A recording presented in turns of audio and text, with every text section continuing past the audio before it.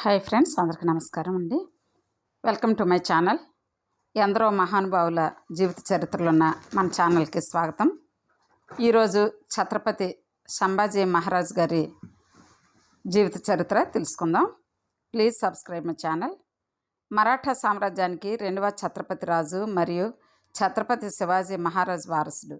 ఆయన రాజుగానే కాకుండా యోధుడు, పండితుడు, రచయిత మరియు ఆలోచనపరుడు కూడా.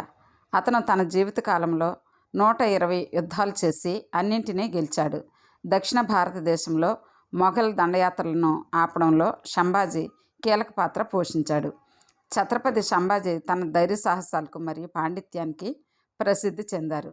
సంభాజీ 1657 మే 14న పురందర్ కోటలో జన్మించారు. యువరాజు అయినందున అతను చిన్నప్పటి నుండి యుద్ధభూమి ప్రచారాలకు, రాజకీయాలకు గురయ్యాడు. సంభాజీ తల్లి మహారాణి సాయిబాయి మహారాజ్ చిన్నతనంలో మరణించారు. ఆ తర్వాత పూణే సమీపంలోని కపూర్ హోల్ గ్రామానికి చెందిన ధౌరవ్ అనే మహిళ అతని పెంపుడు తల్లి అయింది. సంభాజీ మహారాజ్ను అతని అమ్మమ్మ రాజమాత జీజాబాయి చూసుకునేది. అతని సవతి తల్బాయి కూడా అతన్ని చాలా చులకన చేసింది. కానీ అతని సవతి తల్లి సోయరాబాయ్ సంభాజీ మహారాజును చిన్నతనంలో చూసుకుంది మరియు సంభాజీ మహారాజ్ రాజకీయ జీవితంలో జోక్యం చేసుకోవడానికి ప్రయత్నం చేసింది. అనేక చారిత్రాత్మక రికార్డుల ప్రకారము సంభాజీ మహారాజ్ చాలా అందమైనవాడు, ధైర్యవంతుడు.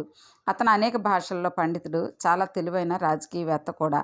అతను రాజకీయాల యొక్క సూక్ష్మ భేదాలను పూర్తిగా గ్రహించాడు.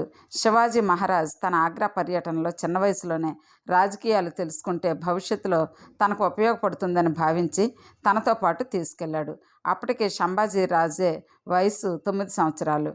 శివాజీ మహారాజ్ నిర్బంధం నుండి తప్పించుకున్న తర్వాత స్వరాజ్యం కోసం పరిగెత్తడం సంభాజీ రాజులచే భరింపకూడదు. వారిని కొంతకాలం పాటు సురక్షితమైన ప్రదేశంలో ఉంచడం అవసరం. కాబట్టి శివాజీ మహారాజ్ అతన్ని మధురలో మోరోపంత్ పేష్వా బావమరిదింట్లో ఉంచారు. మొఘల్ సైనికులు సంభాజీ రాజాని వెంబడించకుండా ఆపడానికి శివాజీ మహారాజ్ సంభాజీ రాజా మరణ పుకార్ను వ్యాప్తి చేశాడు. అతను మహారాష్ట్ర చేరుకున్న కొంత సమయం తర్వాత సంభాజీ మహారాజ్ స్వరాజ్యానికి సురక్షితంగా చేరుకున్నాడు. విన్నారు కదా ఫ్రెండ్స్. మరి ఇలాగా ఎంతోమంది మహనీయుల జీవిత చరిత్రలు, బాలలకి నీతి కథలు, ఇంకా అనేక మంచి videos, career guidance, motivational speeches, ఈ విధంగా డైలీ మంచి వీడియోస్ అప్లోడ్ చేస్తూ ఉన్నామండి. Please subscribe my channel. తప్పనిసరిగా మా ఛానల్ని సబ్స్క్రైబ్ చేసుకోవాల్సిందిగా కోరుతూ ఈ వీడియోని ఇంతటితో ముగిస్తున్నాను.